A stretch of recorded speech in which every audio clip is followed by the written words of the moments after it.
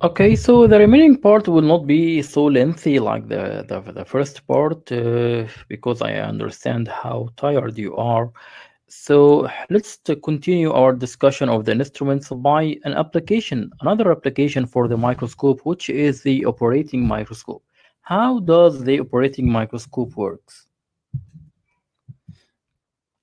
So the operating microscope consists of two compound microscopes that are inclined at angle. This angle is 14 degrees. This is important and asked in the exams, so that it will give the observer the stereoscopic binocular view, meaning that if we only use one single microscope to view the eye, we will lack depth perception, and we need depth perception in ocular surgery. That's why we use two surgical microscopes. These surgical microscopes have an angle between both of them, which is about 14 degrees. This angle of 14 degrees will enable us to will enable each eye of the observer or of the surgeon to visualize the eye at a different angle, and this will lead to depth perception and stereopsis. So here is the binocular pieces or the eyepieces of the surgical microscope, and let's know what are the different structures of the microscopes and what are the components. There are multiple lenses that are used in the microscope or in the surgical microscope in order to reduce the optical aberrations of the system, like coma, like chromatic aberrations, and to increase magnification. So the eyepiece and the microscope itself consist of different lenses, and the zoom itself should have special precautions because the zoom should be smooth between the different steps of the zoom, and we need to change the magnification without changing the position of the object, as we cannot move the patient. So how can we do so? How can we increase the magnification without changing the position of the patient? This is just by changing the power of the lenses. So it will be the same principle like the slit lamp. We change the power of lenses, we increase the power of magnification. So what are the components of the surgical microscope?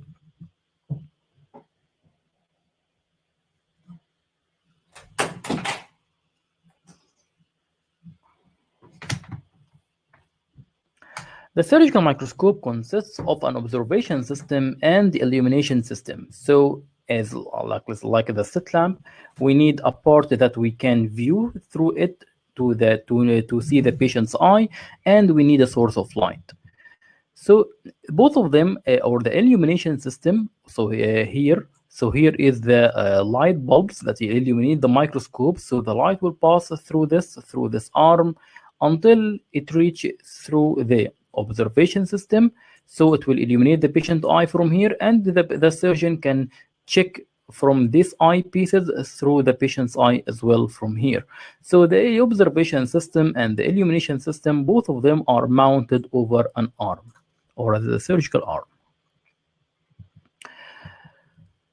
So the illumination system doesn't have no much details about it. It is just a halogen bulb, but the observation system have some information that we need to know about.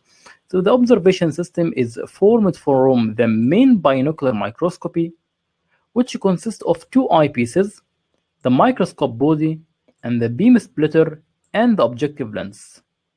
And for some surgical microscopes, they have the assistant binocular microscope for the assistant, and the mechanical part, which is the microscope arm. So what is the main binocular microscope? The main binocular microscope, this one and this one, are just like two eyepieces, two compound microscope. Each one of them has about 12x magnification. So this has 12x, and this also has 12x. Then the microscope has to go through the light rays passing through the microscope has to go through an erect prism. So the prism here and the prism there will make the image erect. So as we know that the microscope will produce an inverted image, so that these prisms will adjust this sorry, sorry, I got confused. The prisms here are for adjustment of the interpupillary distances. So this piece and this piece are moved from the right to the left, and this piece move from the right to the left. And by moving from the right to the left, this can adjust the interpupillary distance also from this knob. So there are different prisms here in this eyepiece and in this eyepiece. These prisms will control the interpupillary distance between both eyes, and also the spacing between these prisms can be adjusted by this knob from above, and this knob can change the interpupillary distance as well.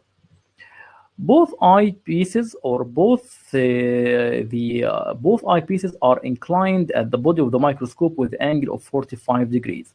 So the angle from here to there is about 45. So don't confuse this between the angle between both eyepieces. So both eyepieces angle is 14 degrees, but the angle between the eyepiece itself and the microscope or the body of the microscope is 45 degree.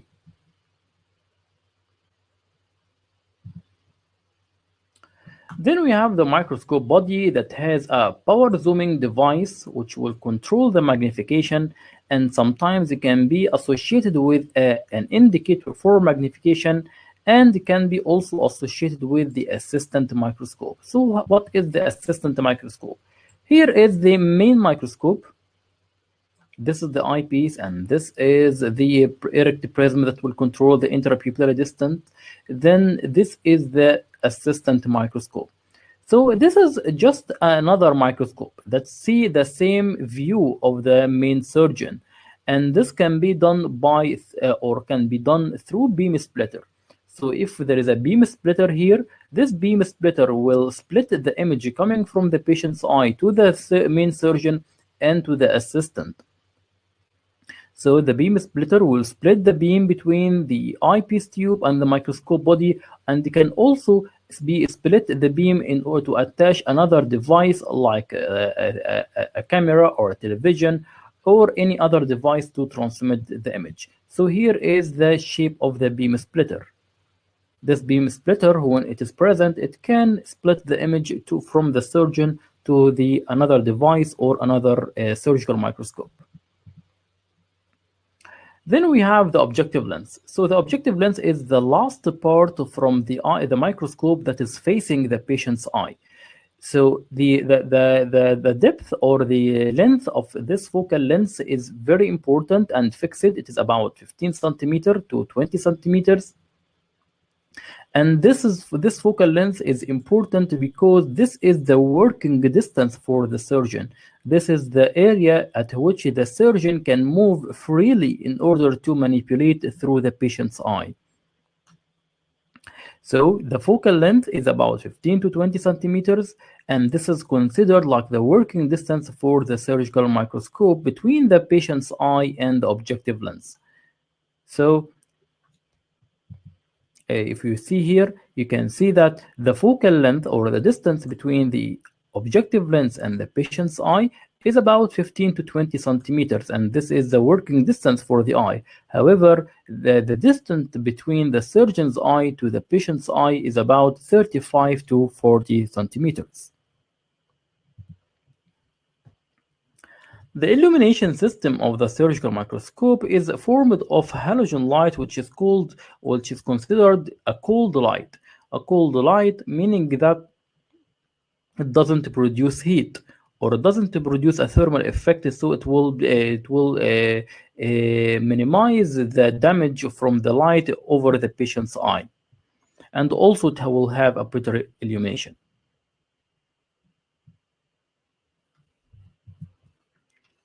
The magnification of the surgical microscope can be calculated from this equation. So it will be equal the focal length of the eye tube divided by the focal length of the objective lens multiplied by the eyepiece magnification multiplied by a magnification factor.